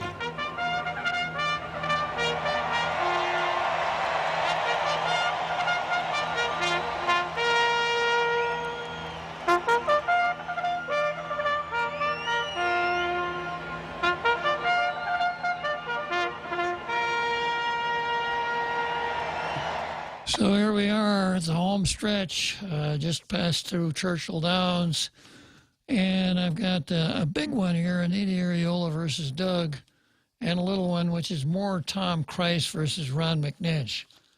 I'm going to do the little one here. Maybe that'll take me all the way to the end and save the big one for tomorrow. But you know that Ron McNinch has been reprimanded by Tom Christ, the president of the University of Guam, for activities that he engaged in that dealt with the last election. And I've read the article, talked about it a little bit, gone into 3 Supreme Court cases about wrongful termination of public employees. There's a lot to talk about here, and I suggest to Ron that he is kind of the avatar for free speech on the island of Guam. Because if he can be silenced by his boss at the university, at a university which is supposed to be the cathedral of liberalism in a community, free speech, open discussion, etc., where professors profess, they're not handed a script and told stick to this script and everything that you do. They are supposed to be creative. They're supposed to engage in critical thinking and express their views in line with those things. And I'm familiar with everything that Ron said and did in that regard. And to me, it's what I'm hoping that I get out of folks that work at my university. You know, the old saying in universities is publish or perish. If you want to go from assistant professor, as you were from instructor to assistant professor, you need to have something published in a scholarly publication, and so on up the lines of professor. Community service is also one of the elements that is an element of promotion. So when a guy like McNinch takes it upon himself to get engaged with what's going on in the public and share his knowledge and analysis with the rest of the folks, even if I think he's dead wrong.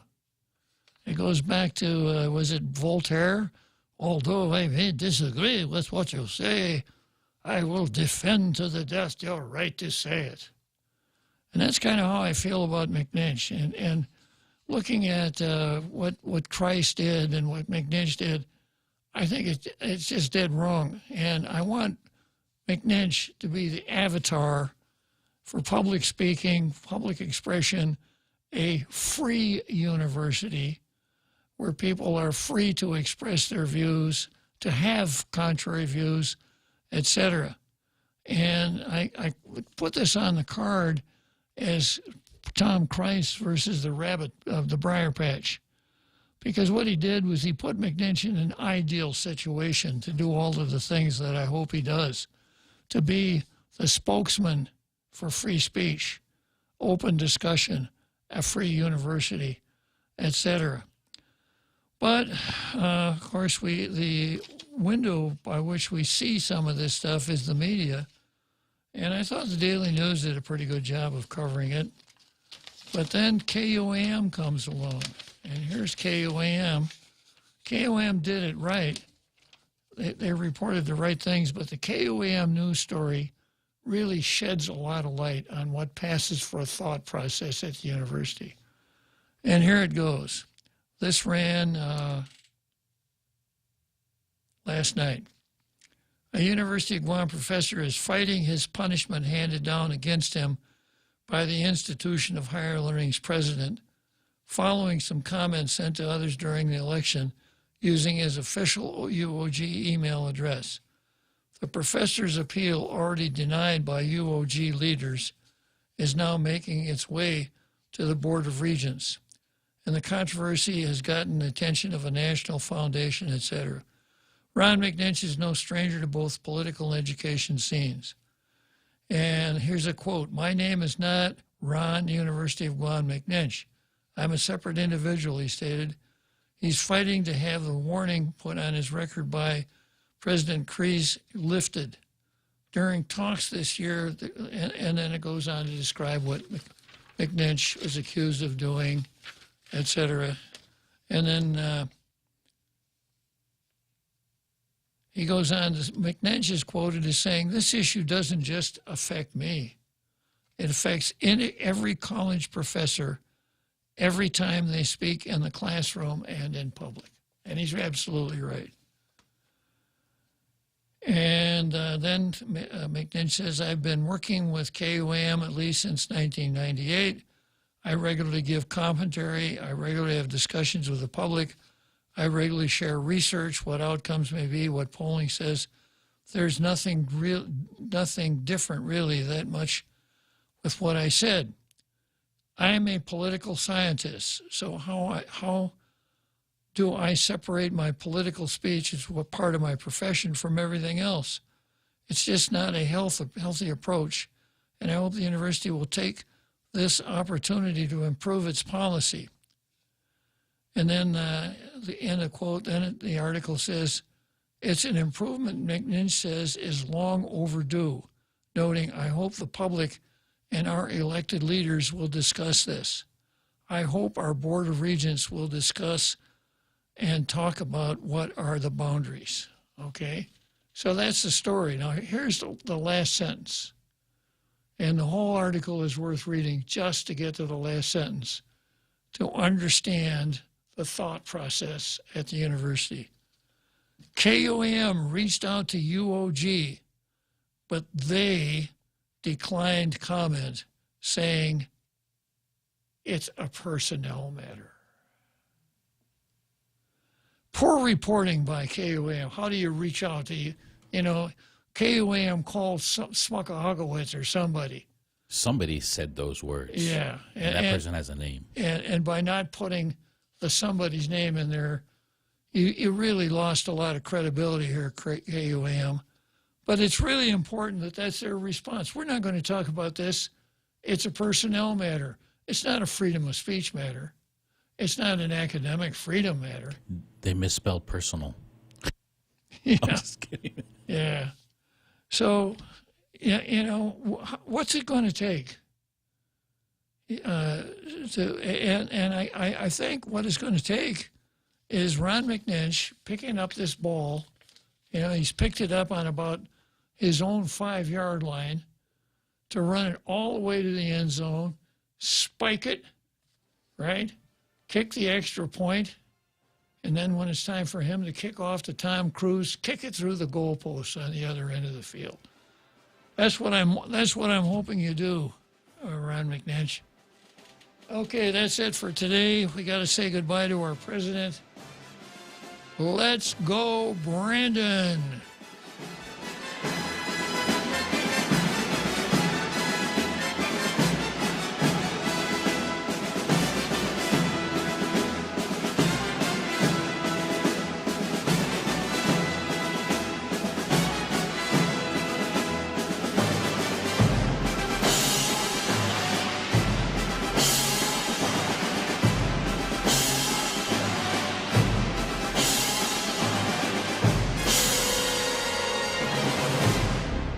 The Point is KUSG, Hagåtña, Guam, 93.3 FM and 104.3 HD3. Trying to stop the strike, I'm Jack Callahan. Fox News. The House has passed a bill that would impose on nationwide rail unions the tentative agreement reached in September, but rejected by the rank and file of 4 of the unions. White House Press Secretary Karine Jean-Pierre imploring the Senate to pass it as well. Now we're at a place where the president has been very clear that we have to avert a rail shutdown. But Senate passage is not assured. There's bipartisan skepticism in the Senate. It's a challenge to break a filibuster. Bernie Sanders wants a vote on the House medical leave provision. There's worry of economic catastrophe if unions strike next week. Fox's Chad Pergram at the Capitol. Congressional Republicans critical of the White House for delegating a fix to the threatened rail strike on Congress. President Biden's student loan debt forgiveness program remains on hold. The federal appeals court in New Orleans refusing an emergency request to set aside a lower court decision that found the plan to be unlawful. The administration has said it would take the case to the U.S. Supreme Court. House Democrats have held their leadership elections. New York's Hakeem Jeffries becomes the new House Minority Leader, with Catherine Clark of Massachusetts as whip and Pete Aguilar from California as caucus chair. The new leadership will have their work cut out for them, as Republicans are set to take back the House. Jeffries says he's willing to work with the other side to find common ground. Our commitment is always to extend the hand of partnership whenever and wherever possible. Jeffries says they will push back against what they call extremism. Fox's Ryan Schmelz. Representative Jeffries will be the first black to lead either party in Congress. This week's Giving Tuesday raised a record $3.1 billion for charitable causes in 24 hours. The event that started as a hashtag in 2012, celebrating its 10th anniversary this year. America is listening to Fox News. From the Fox News Podcasts Network, the Fox News Rundown, a contrast of perspectives you won't hear anywhere else. Your daily dose of news twice a day, going